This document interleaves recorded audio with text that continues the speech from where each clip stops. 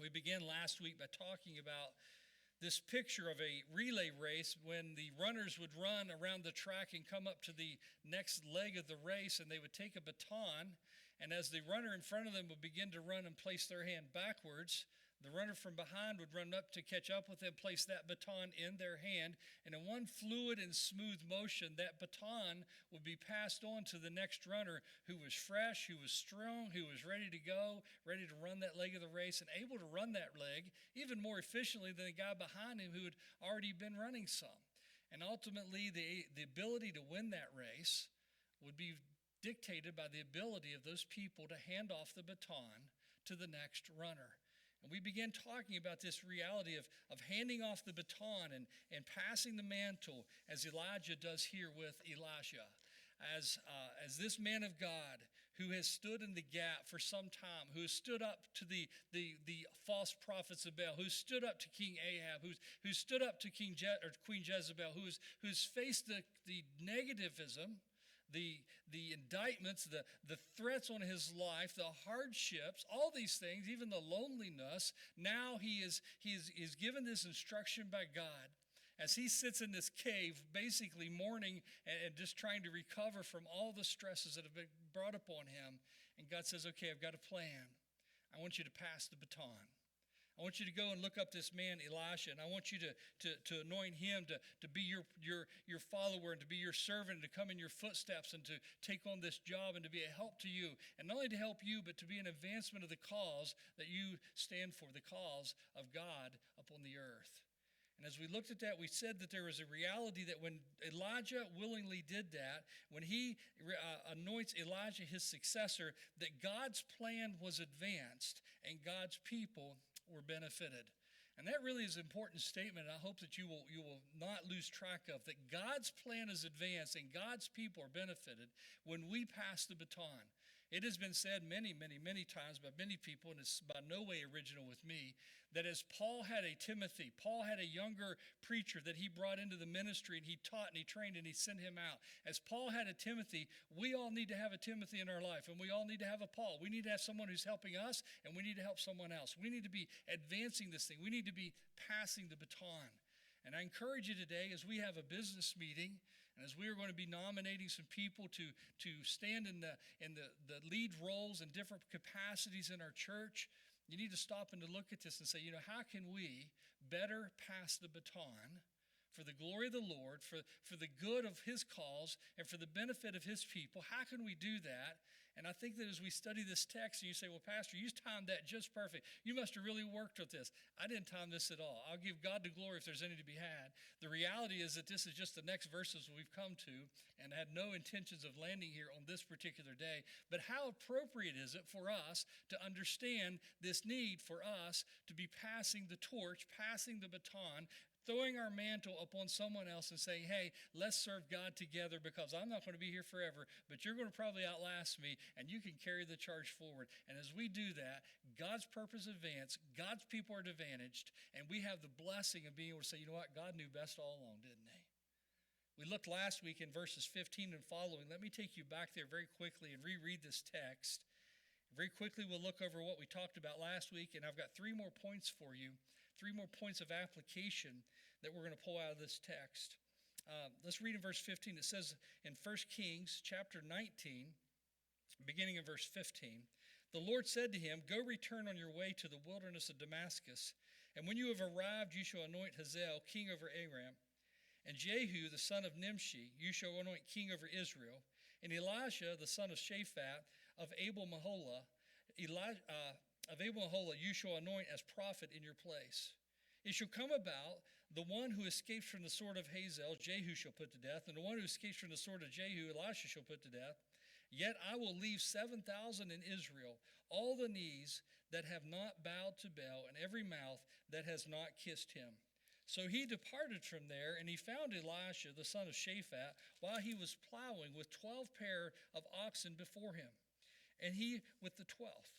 And Elijah passed over to him and threw his mantle on him.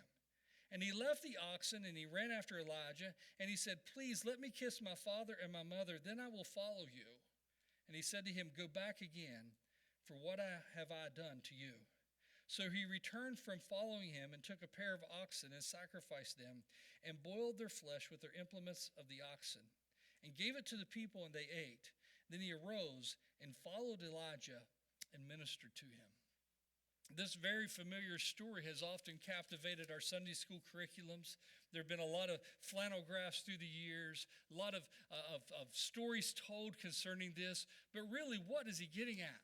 What is he really talking about? Is it just a story of history? Is it just a story of facts? This happened and we need to know it happened? Well, that's certainly a reality. We do need to know it happened. It did really happen.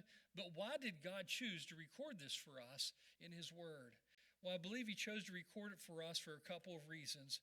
But maybe one of the greatest reasons is for us to understand this idea of passing the torch, of passing our mantle onto another. Elijah has this mantle, if you will. I'll call it a scarf.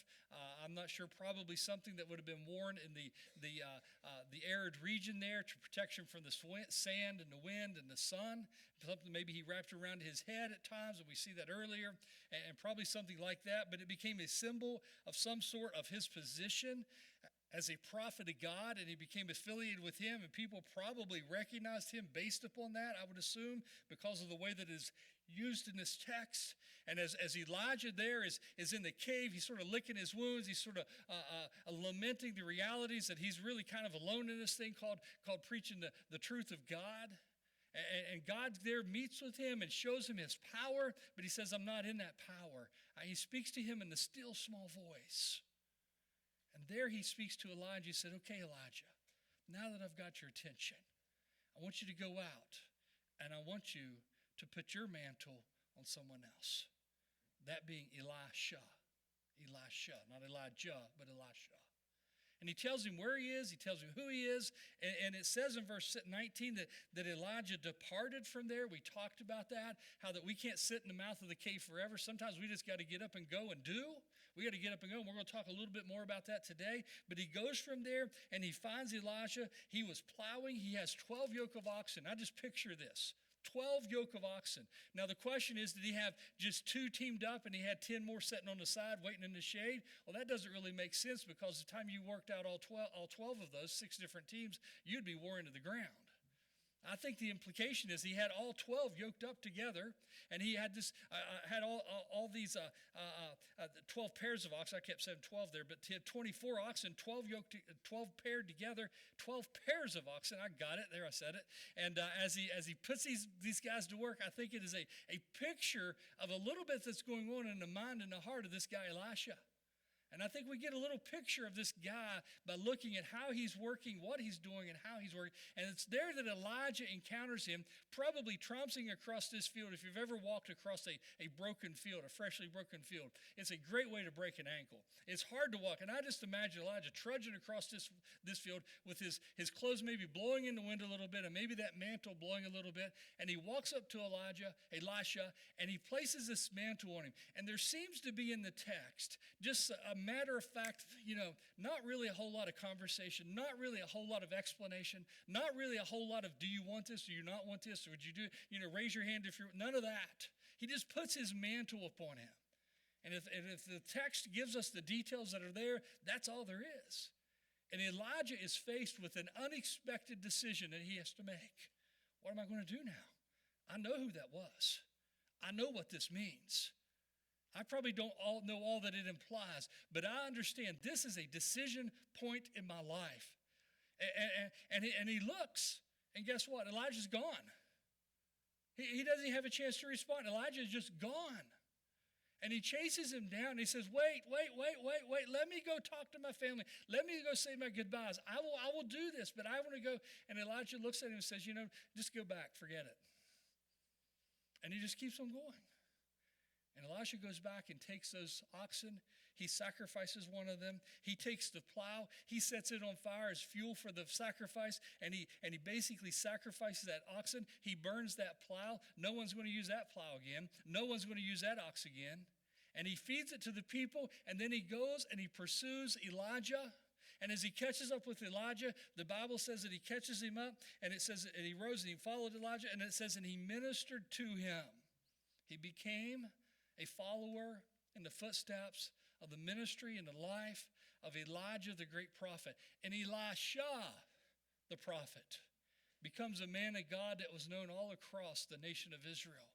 And long after Elijah has left the scene, and you can study that, that's an exciting story too.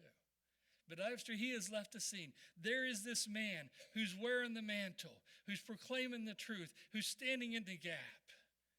And God's purposes are advanced, and God's people are benefited because he passed the mantle.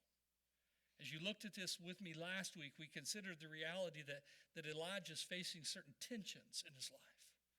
There's a tension of this need for help.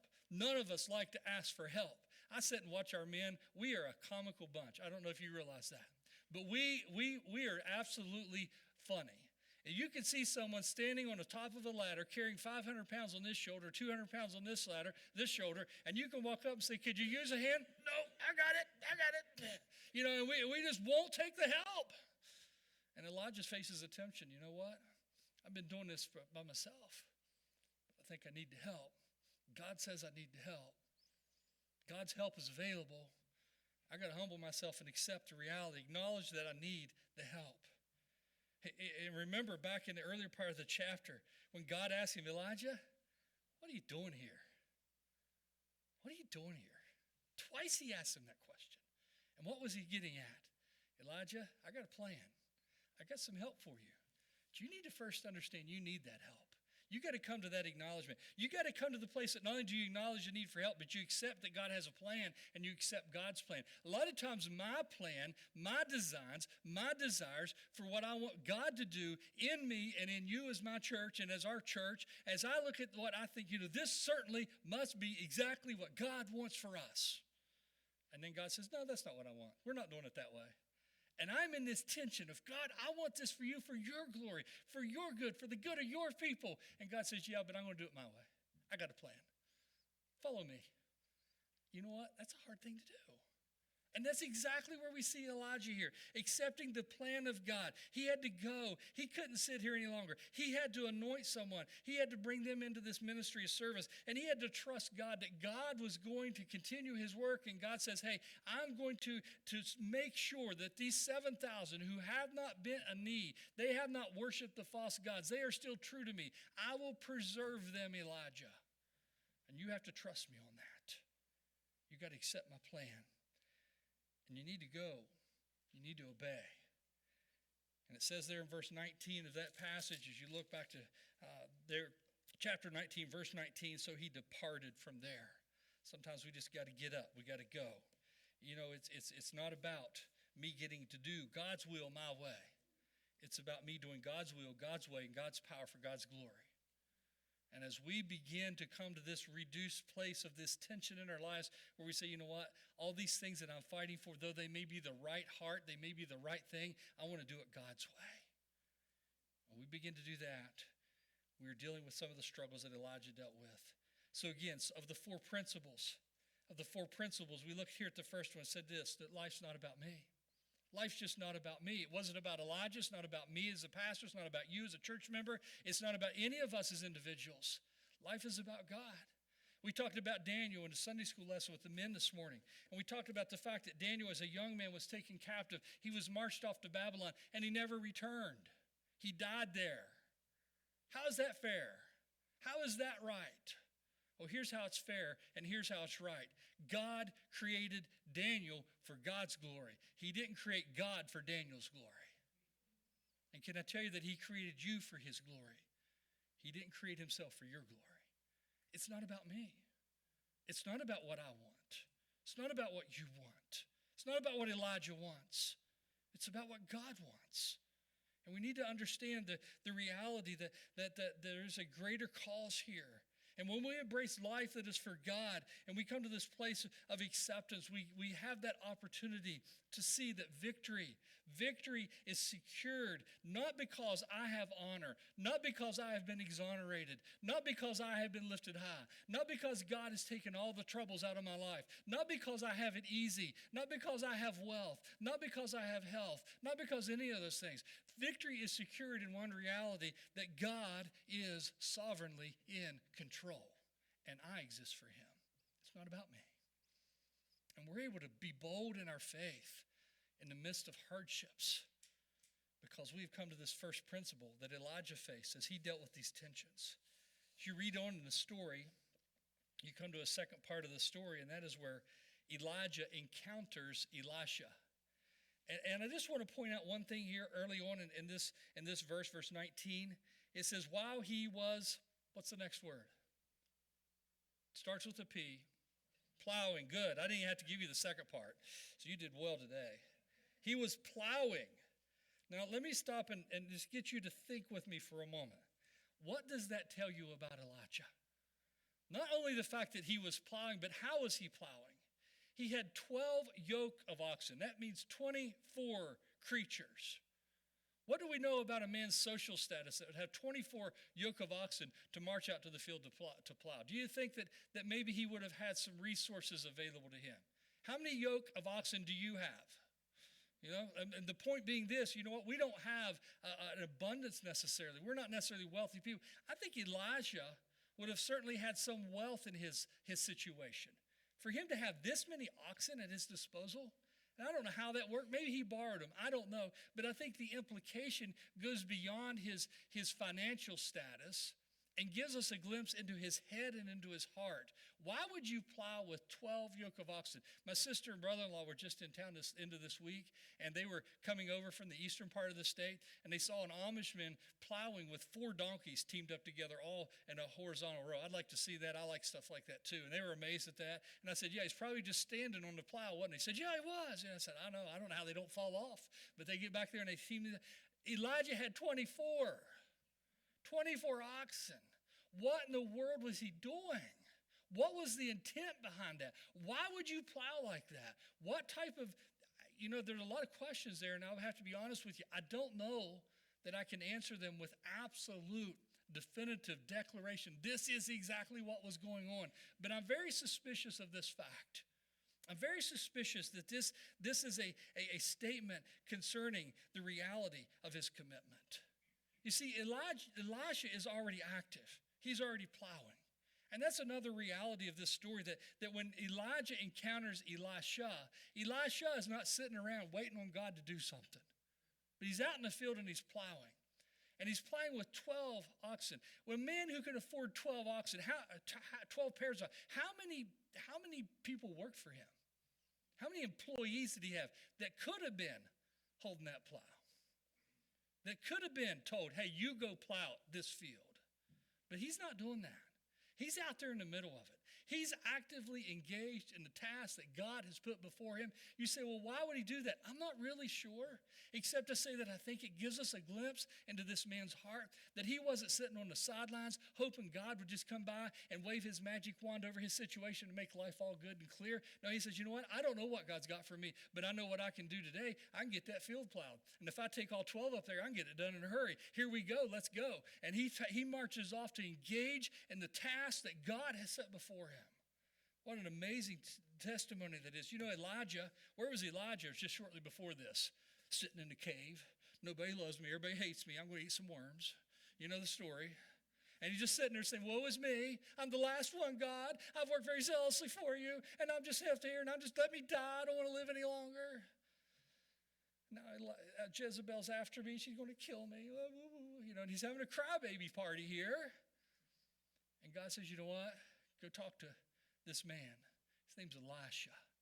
Anoint him to be the one who will walk in your footsteps. Anoint him to be your protege. Anoint him for this work that we have called you to. Anoint him, and I want you to find him. He will not be sitting idle in the marketplace. He's not going to be playing video games. He's going to be out in the field plowing. You'll find him there, and that's exactly where he finds him. And as God told him to go to this place, it is not a surprise that he found him in such a situation. I think about Jesus' disciples. Jesus' disciples, some of them, not all of them, but some of them were fishermen. Guess what they were doing when he encounters them? Fishing. He said, well, I'm not a fisherman and I don't have any oxen to plow with. You know what, though? God has put you in a place where you have some opportunities to be doing some things. Let me encourage you to be busy for the glory of the Lord and allow God to direct your steps from that point forward. Matthew Henry said it this way. Let me read for you this quote. He says, idleness is no man's honor, nor is husbandry any man's disgrace. Idleness is no man's honor, neither is husbandman any man's disgrace. What was he saying? He's saying this, you know what? It's an honorable thing to be busy. It's an honorable thing to be engaged. You say, Pastor, I have this situation. I can't do what I used to do, or I can't do what I'd like to do. You know what? God knows that too. God understands that. You don't need to feel guilty if you can't do some of the things you would like to do or some things you used to do. But the reality is that too many times we sit on our hands hoping God is going to change the situation instead of allowing God to change us. And Elijah comes and finds a man that God had changed. His name was Elisha. And it's Elisha that captures the mantle and marches forward for the cause of God. But another element of this plowing, I think, not only in the fact that he's already active, but is in his aggressive commitment. 24 oxen? Really? Really? What would that look like? How would you turn that team around? How big must this field have been? This is an amazing picture in my mind of a man somehow controlling that many beasts of such power to accomplish this work. But again, I think it speaks of his commitment to do the job. I think it speaks of how we need to, in faith, just step out, get to plowing, and hook the whole team up. Let's get it done. Let's do this for God's glory. He said, well, Pastor, what's your point? Well, I think there's another principle here. And it's a principle you've heard me talk about before.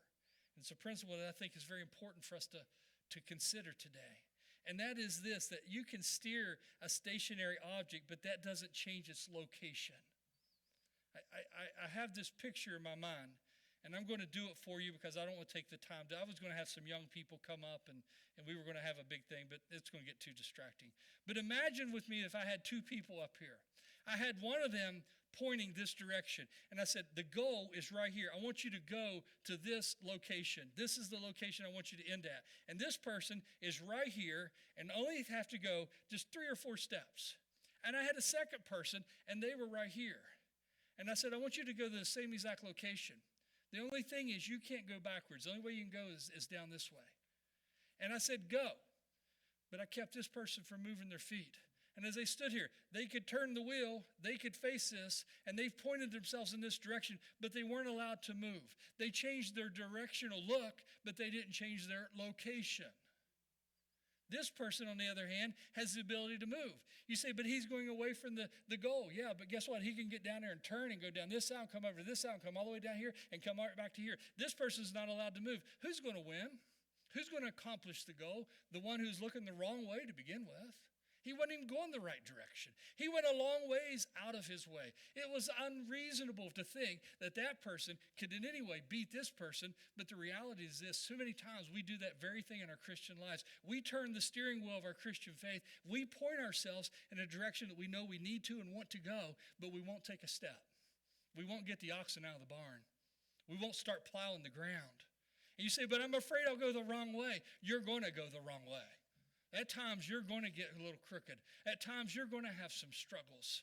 At times, you're going to look back and say, ooh, I'm messing up. I've got to make a course correction.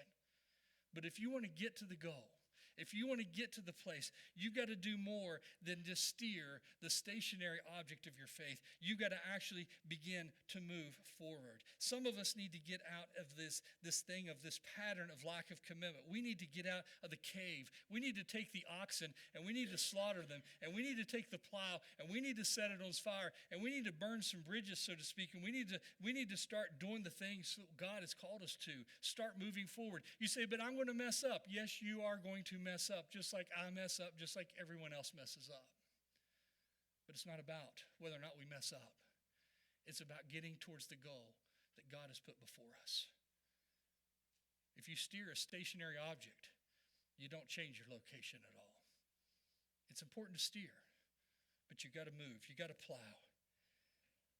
Next in the passage, as you go to the end of verse 19, chapter 19, the end of verse 19, you'll see that Elijah passed over to him and threw his mantle on him. We understand that to be a symbolic gesture of appointing his successor. We understand the point of that. But as I look at that, I stop and I look in Elijah's eyes, and I have a few questions. Was Elijah miffed? Was he upset by this? I mean, there seems to be some abruptness in his mannerisms here. He seems to be a little bit nose out of joint over this stuff.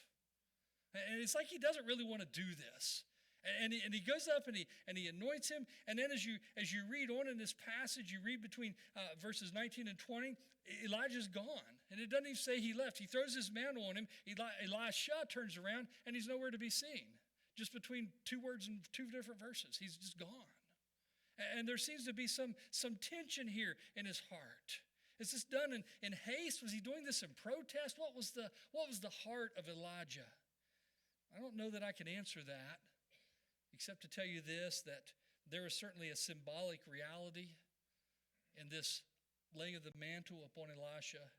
There certainly was a severing reality that Elijah is basically saying, you know what, it's not my glory, God, it's your glory. I'm going to sever the reality of me seeking to build my own kingdom. I want to build your kingdom. It's not about my dreams, God, it's about your perfect will. It's not about my achievement, it's about your purposes in my life. God, I'm going to sever from all these things that hold me back, this reality. I'm going to place this mantle on your man that you have appointed, that you have designated, and I'm going to do this for your glory. And there's certainly a severing there. You say, was he upset? I don't know. But I'm curious about that, because as you read on, you read verse 19, it says he placed his mantle on him. In verse 20, he left the oxen. That's talking about Elisha. Elisha leaves his oxen and ran after Elijah. Why did he have to run after Elijah? Didn't he just put his mantle on him? Evidently, either some time has passed or Elijah just did it and turned and walked off. And you see a little bit of a mentality there of that severing. And he leaves. Elijah doesn't cajole. He doesn't try to convince. He doesn't sit and argue. He doesn't try to give an explanation. He simply does what God said to do, and he walks. Elijah willing to continue on alone, but faithful to do as God had told him. Let me give you the third principle. The third principle here is this, that we need to be willing to go it alone. Elijah obeyed God.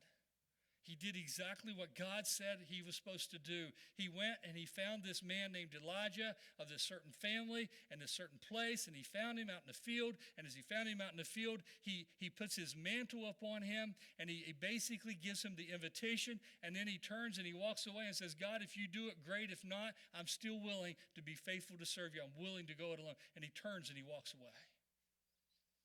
So many times we want someone else to be there for our comfort, for our encouragement, to be a little bit of an attitude of conviction in our heart to do the will of God with our lives. I encourage you, be willing to go it alone. There will be times when you will stand in the presence of a sea of humanity all by yourself if you follow God's will. There are times when he says, hey, I'm going to give you a successor. I'm going to give you someone to help you, and we're blessed by that. But there are times when those people do not come. And Elijah was willing to go it alone. You say, well, why was he willing to do that? Did he think he felt good about that? Do you think that was something that made sense? No, I don't think so. Matter of fact, there seems to be some problems with his feelings here. But we come to the reality that feelings aren't facts.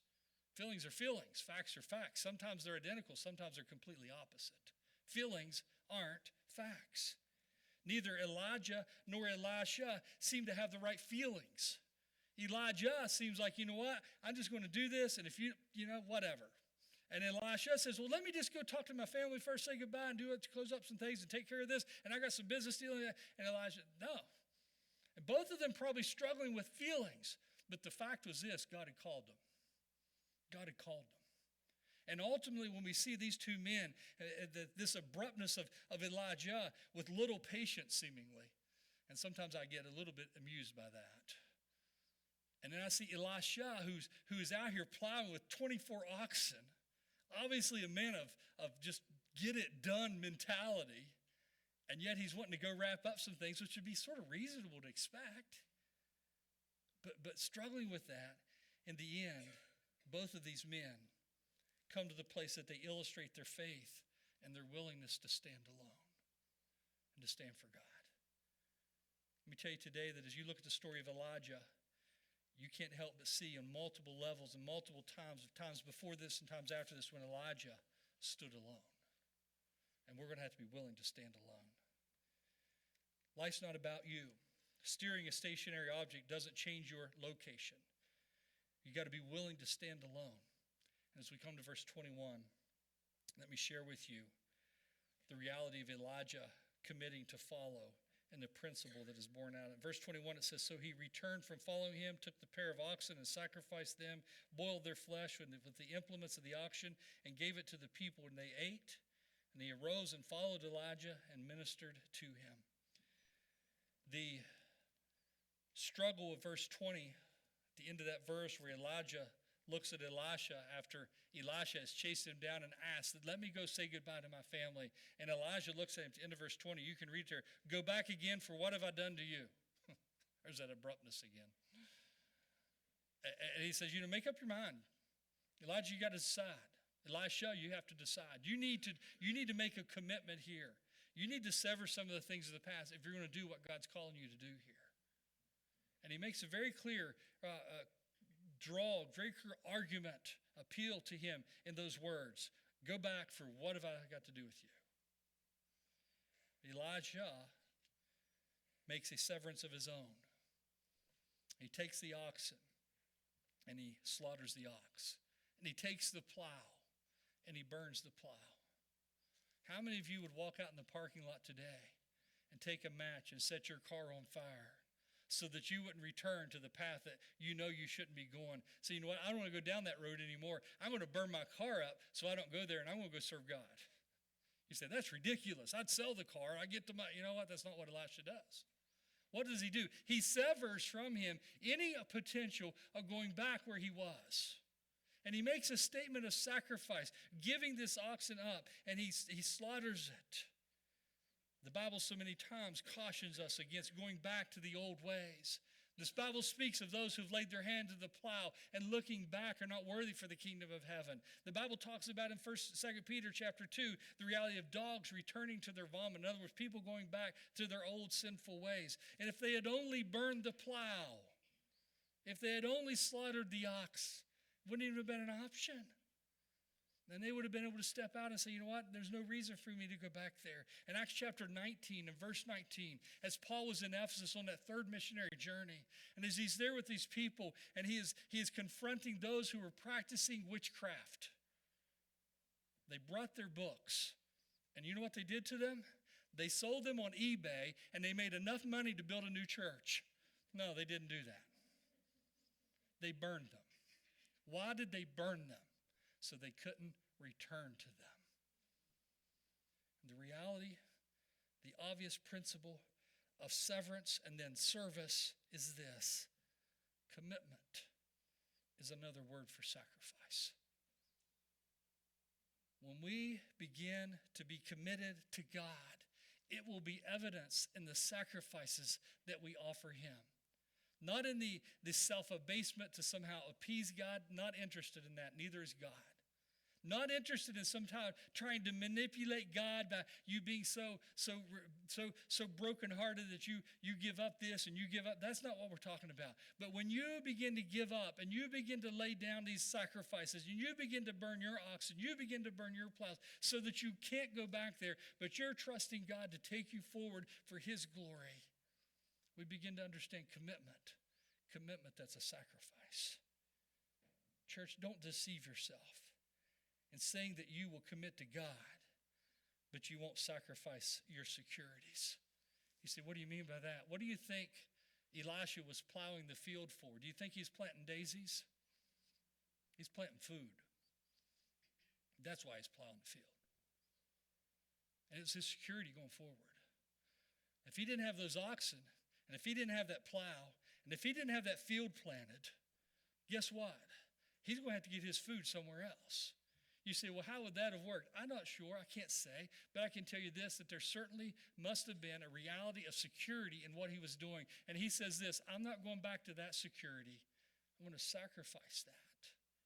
for the service of the Lord. And the scripture says that he ran after Elijah. He found him, and he ministered to him. He served him.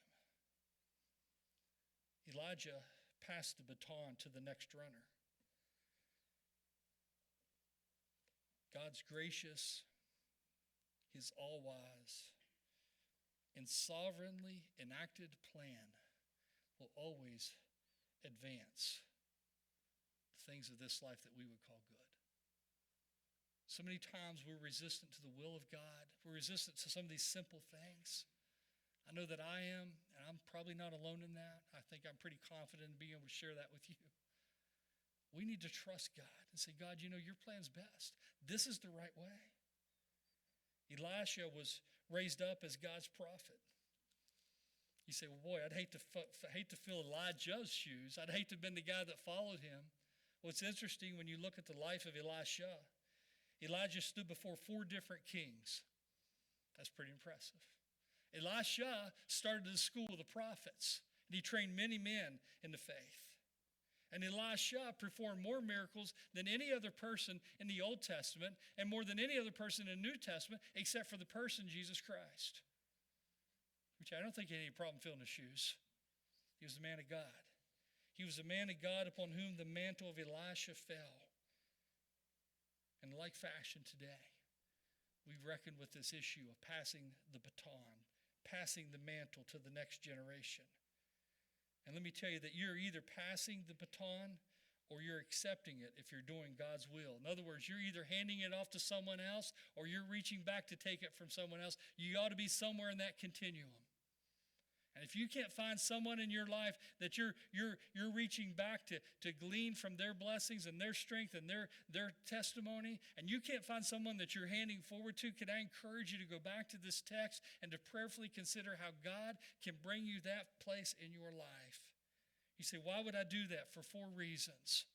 4 reasons. Reason number 1, life is not about you. Not about me. We're not the most important thing here. He is. God is. Life is not about us.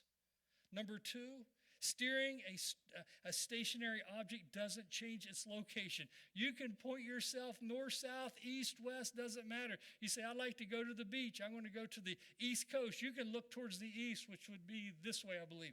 And you can do that all day long. Guess what? You're not getting to the beach unless you start walking. You can point yourself wherever you want to go spiritually.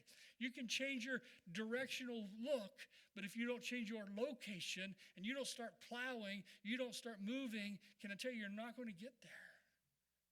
And we need to do that. Number 3, you need to be willing to go it alone. Sometimes God gives us that person to come alongside of us, and sometimes he doesn't.